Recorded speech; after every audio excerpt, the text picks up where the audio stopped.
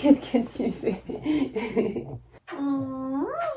Bonjour à tous, je vous retrouve aujourd'hui dans une nouvelle vidéo où je vais vous parler un petit peu de Baltimore, un petit peu de Washington, un petit peu de ce qui s'est passé ces derniers temps, de ce que vous avez raté, etc. Là en l'occurrence, je vous retrouve depuis mon bureau, une pièce, je crois que je vous l'ai déjà dit, mais où je vais quasiment jamais dans ma maison. Je travaille majoritairement d'en bas, c'est l'inconvénient si on peut dire d'avoir 2 étages. Au final je crois qu'on se sert très peu de l'étage, si ce n'est pour aller dormir. Ce qui explique peut-être aussi très légèrement en tout cas l'idée de racheter une maison potentiellement plein pied en tant que 3e maison, parce que je pense qu'on optimise bien plus l'espace quand on est sur un plein pied, Kevin et moi en tout cas. Bref, si vous avez raté cette vidéo là, je vous invite à aller la voir, je l'ai sortie il y a déjà quelques temps, mais j'y pense parce que la personne avec qui on a fait les tours de plusieurs maisons vient de me recontacter là justement. Donc ouais, je sais pas où on va avec ça, mais bon bref, on verra. En attendant, je voulais vous parler de Baltimore, puisque pour tout vous dire, on a été à Baltimore dans le cadre d'une conférence pour Kevin, et il faut savoir que le frère de Kevin travaille dans le même domaine.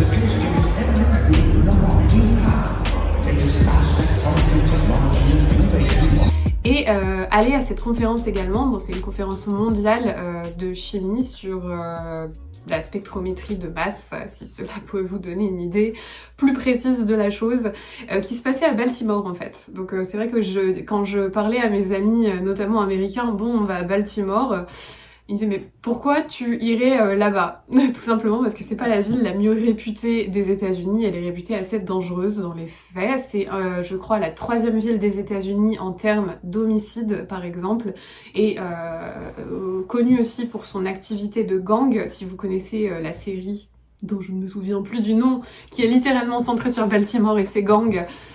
Bref, voyez-vous, on souhaitait en prendre l'opportunité pour visiter Washington DC, puisqu'il nous a suffi de prendre un Uber, littéralement, puisque c'est à moins d'1 heure de route.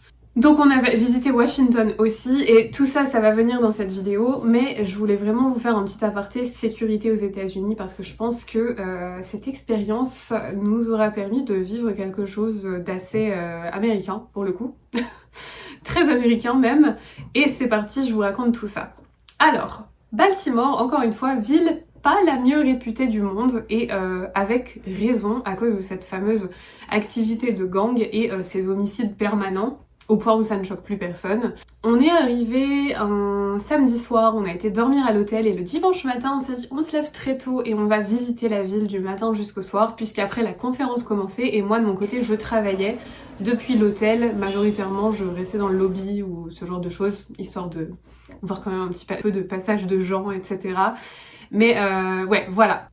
Bonne surprise finalement cette visite de Baltimore. Alors je me suis directement dit que c'est pas une ville où j'aimerais vivre. Je pense vraiment qu'en quelques semaines j'en aurais fait le tour. Mais c'était très agréable de se balader dans la ville. On a pris le water taxi pour se rendre d'une rive à l'autre et aller manger dans un restaurant au bord du port, super agréable. Leur spécialité c'est le crabe, donc Kevin et son frère ont pris un pretzel au crabe qui était excellent.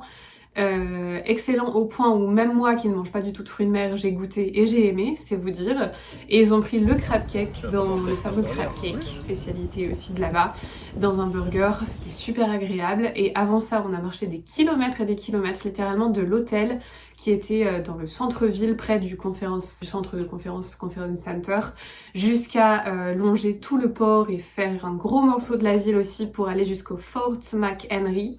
Le Fort McHenry, c'est un fort où il y a des centaines d'années de cela, une sorte de guerre où Baltimore a voulu garder son indépendance. C'était une guerre avec les Anglais, me semble-t-il.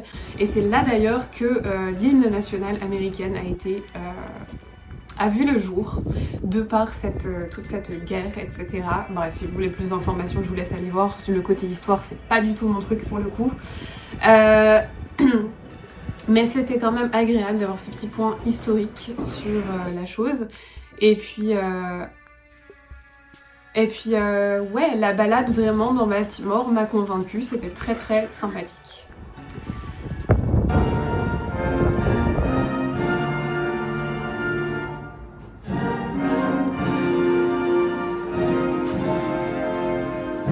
On est parti tôt le matin, donc on a voulu quand même retourner à l'hôtel avant que Kevin et Danny, son frère, aillent chercher leur badge au centre de conférence où on allait ensuite à pied aussi pour le soir. Et là, pour vous donner une idée, on était littéralement en train de se dire bon bah finalement on a entendu pas mal de négatifs sur cette ville et on est plutôt conquis, c'est pas mal, c'est pas exceptionnel. Vraiment, encore une fois, tu te balades en une journée comme ça, si tu fais énormément de kilomètres à pied, t'as plus ou moins fait le tour, encore une fois. Ça manque vraiment d'activités touristiques, de musées, etc. par rapport à d'autres villes des États-Unis. C'est pas du tout la ville la plus intéressante pour ça. Je crois que la majorité des touristes qui viennent à Baltimore, de toute façon, c'est uniquement pour voir des matchs de baseball ou de football américain ou de ce genre de choses, puisqu'il y a un grand stade très très connu là-bas qui est juste à côté du Conference Center justement. Je ne sais plus son nom mais je vous le mettrai ici au cas où.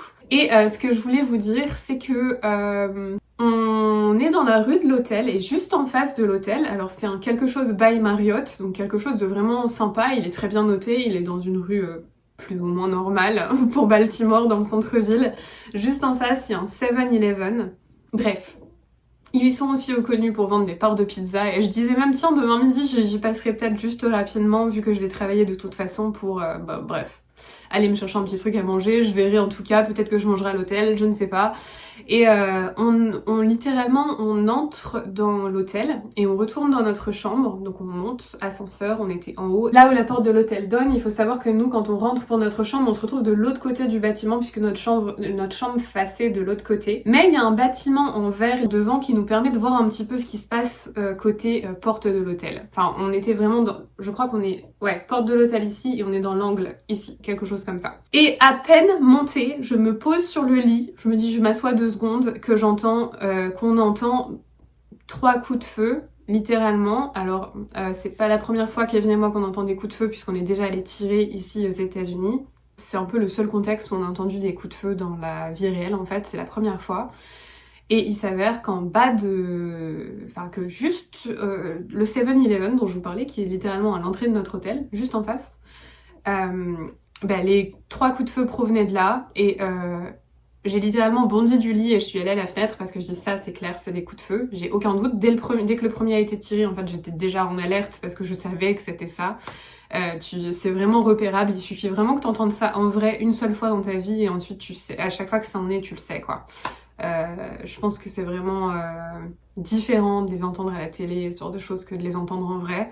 Donc on regarde bien sûr, la police est littéralement arrivée, la première voiture de police en probablement moins de 60 secondes, je vous mens pas là-dessus, ici c'est extrêmement rapide, à chaque fois qu'il se passe quelque chose, la police est là tout de suite. S'en est suivi, bien sûr on suivait tout ça de la chambre de l'hôtel, on n'est pas descendu pour faire les curieux, hein, voilà, ce genre de situation c'est toujours un peu délicat. Les secours étaient là. Plusieurs voitures de police sont arrivées et ils ont aussi récupéré sur des brancards les 2 adolescents pour le coup, enfin 18 et 19 ans, 17 et 19 ans ils avaient je crois, ça a fait les journaux quelques heures après cet événement, qui ont été touchés mais qui sont vivants et en bonne santé actuellement, juste voilà, le côté rassurant de la chose on va dire. Finalement, vous voyez ce que je veux dire là, c'est qu'on était littéralement de se dire finalement Baltimore c'est pas si mal et ça faisait moins de 24 heures qu'on était dans la ville qu'on voyait déjà ça de nos propres yeux en vrai et j'avoue que c'est bizarre et que sur le coup ça fait vraiment... c'est étrange de le vivre comme ça, de l'entendre, de le voir de ses yeux, même si c'est à travers un bâtiment vitré depuis la chambre d'hôtel. Et de se dire qu'à 3 minutes près, on était en bas et on le voyait se produire devant nos yeux.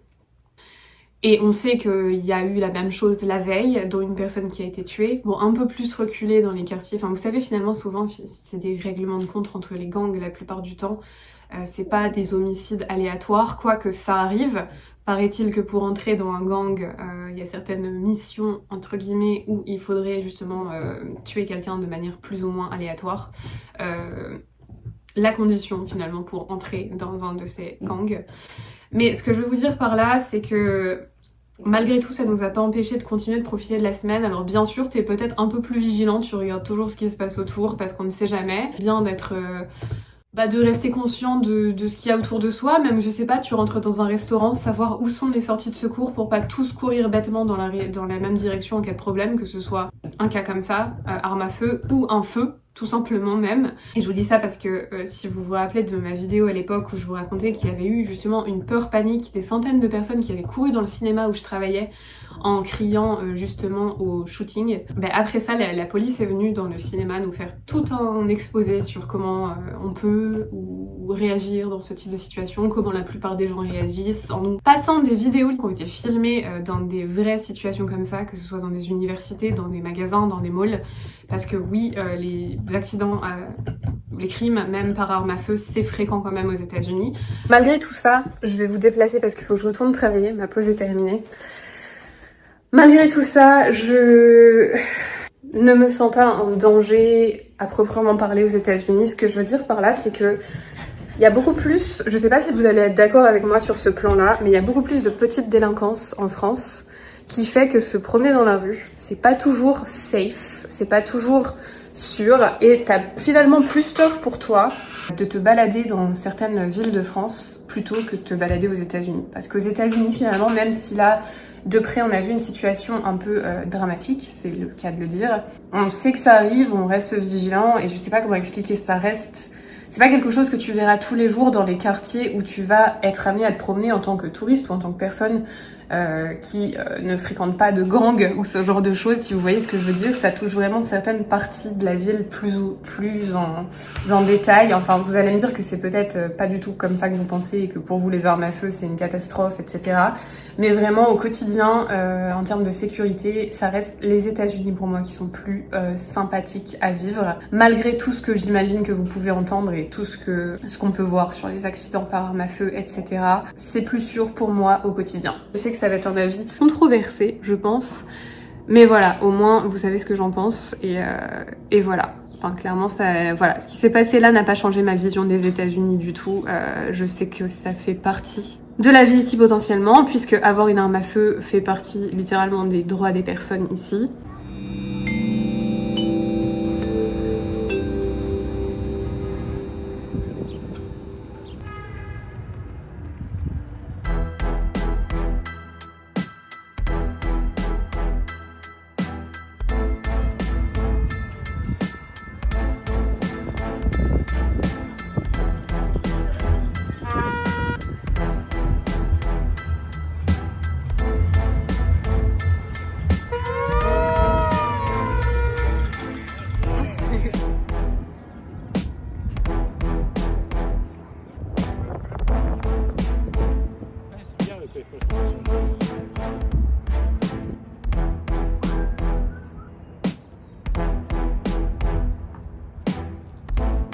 C'est un rond.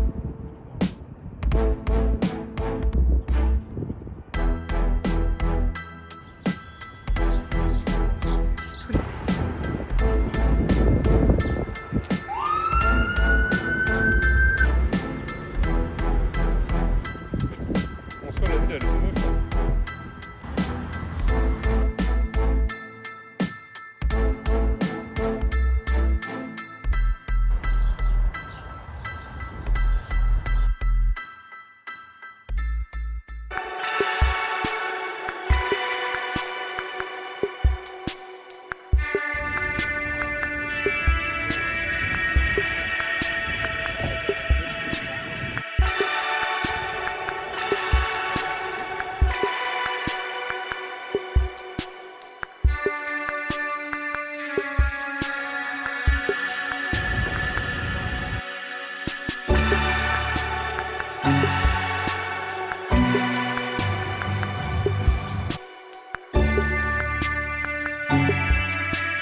Quoi d'autre vous dire? Washington, pour vous faire un petit débrief très rapide, c'était super agréable comme ville, très propre. Mais malgré tout, le chauffeur Uber qui nous a ramenés de Washington à Baltimore, parce qu'on reprenait l'avion de là-bas, nous disait qu'il vit depuis 3 ans aux États-Unis, à Washington, et que selon les quartiers aussi où tu te promènes, bah finalement c'est à Washington qu'il a vu de ses propres yeux, et où il était littéralement dans la même rue au moment où ça s'est produit, des problèmes avec armes à feu, donc des personnes qui tiraient, qui essayaient en tout cas de tirer sur quelqu'un à ce moment-là. C'est un problème global. Très clairement. Mais bon, au-delà de ça, en tant que touriste, Washington, situé dans les zones touristiques, c'est-à-dire vers le port, là où il y a quelques petits restaurants, etc., ou dans la ville en elle-même, les grands parcs, vous savez, aller voir le Capitole, aller voir tous les musées qui sont gratuits. Alors, c'est très très rare quelque chose qui est gratuit aux États-Unis, donc autant vous dire que mieux vaut en profiter. Mais oui, gratuit, je redis bien ça. Donc on a fait... quelques musées, celui de l'art qu'on a vraiment survolé, c'était déjà presque la fermeture et on y est resté moins de 3 jours à Washington pour tout vous dire. On a fait le Air and Space Museum que j'ai beaucoup aimé, même si la partie espace était fermée, mais elle ouvre bientôt cette année apparemment. On a fait le musée de l'Holocauste qui était très très bien fait, très touchant aussi. Ça fait vraiment prendre conscience que toutes ces choses se sont passées il n'y a pas si longtemps que ça en fait dans l'histoire de l'humanité, et c'est encore plus désespérant d'une certaine façon. Mais ouais, à nouveau, une ville très propre qui vaut vraiment le détour, c'était très très sympa de s'y balader.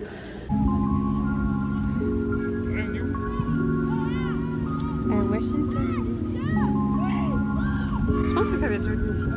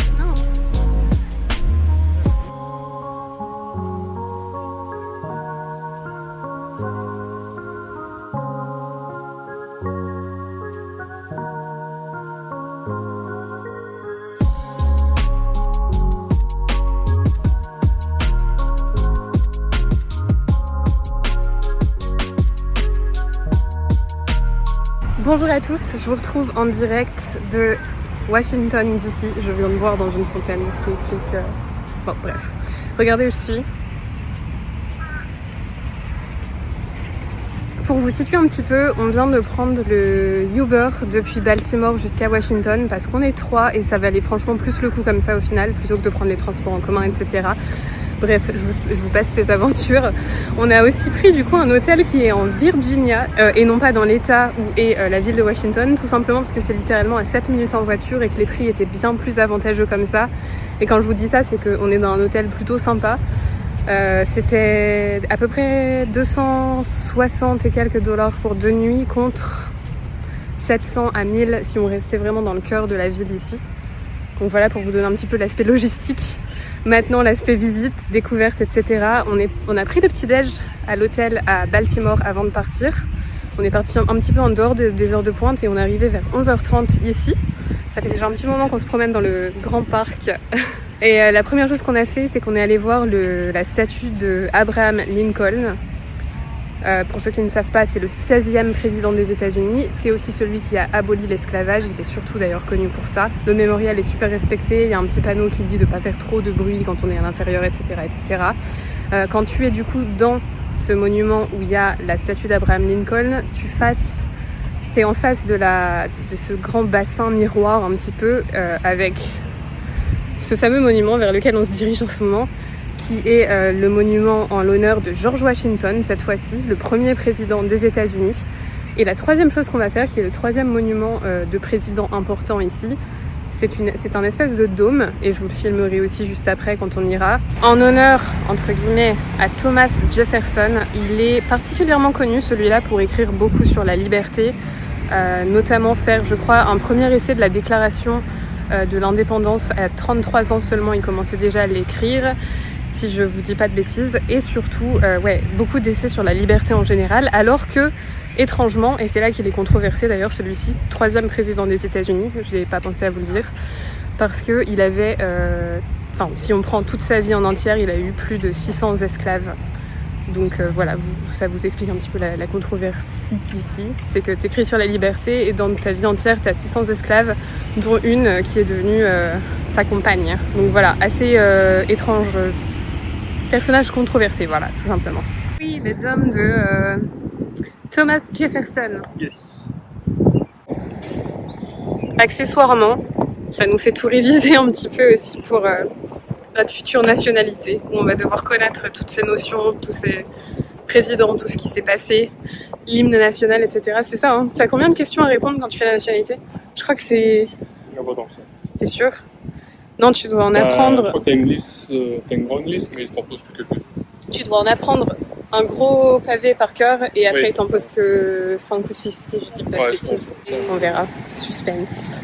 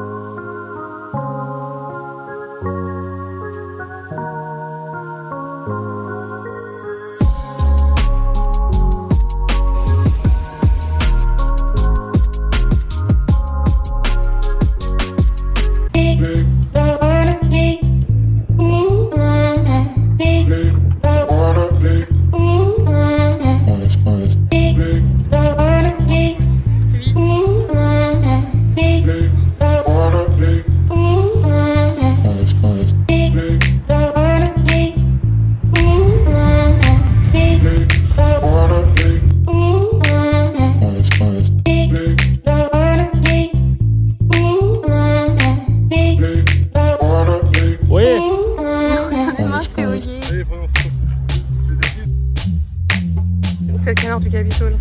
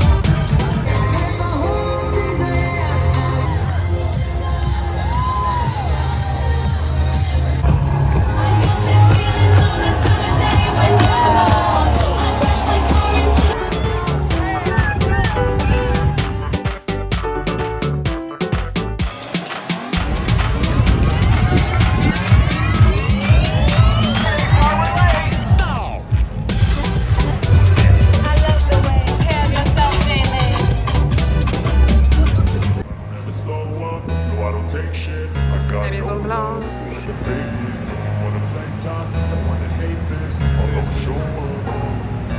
I don't ever slow up, no I don't take shit. I got no love for the fakeness. If you wanna play tough and wanna hate this, I'll always show up and make a statement. I don't ever slow up, no I don't take shit. I got no love for the fakeness. If you wanna play tough and wanna hate this, I'll always show up and make a statement. Everything I do so instinctive and so passionate. Every word I move so descriptive like an adjective. I got a vendetta against people who patented being negative when you should be getting after it. I got facts.